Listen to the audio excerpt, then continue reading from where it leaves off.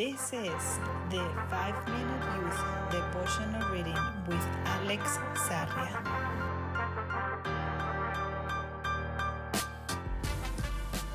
Love of God.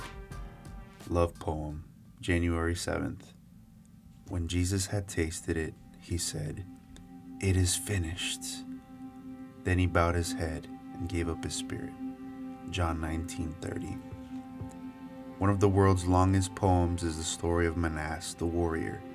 It has been recited for decades in Central Asia and is still told today in Kyrgyzstan. It has 180,378 verses of violence. On the other hand, haikus are Japanese poems that only have 17 syllables. The truth is that it is more difficult to say a lot in a few words. Wrapping depth with simplicity is the art that very few know.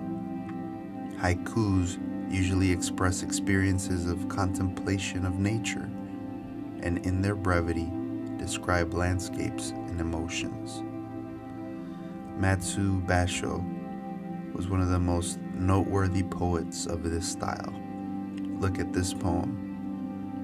This old beaten path isn't used any longer, except for twilight.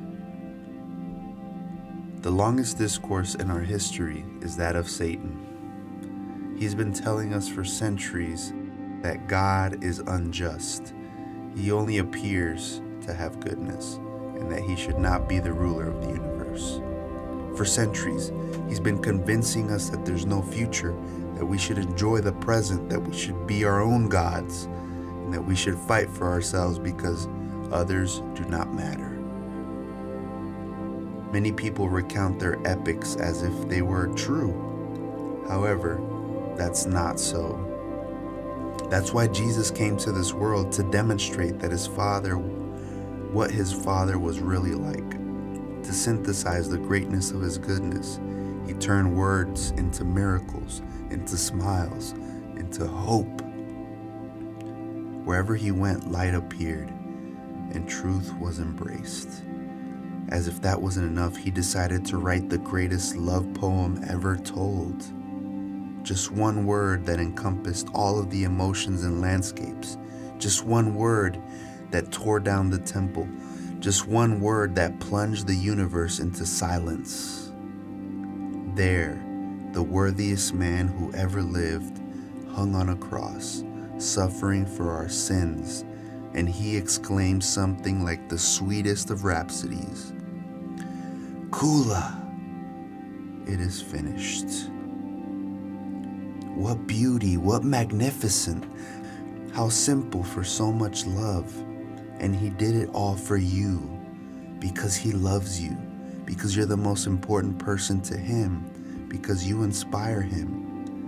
By contemplating him, by feeling the poetry of his life and sacrifice, we become his witnesses. When we are asked about the experiences of life, about the path we long to take, we can only answer that. This old beaten path, only he chose to take it to rescue this world. Thank you guys so much for tuning in. If this was helpful for you, please share it with a friend. And if you haven't already, please subscribe. Always remember this: walking with God is the greatest thing you could ever do. You are his priority. Make him yours, and you will always live out your purpose. God bless.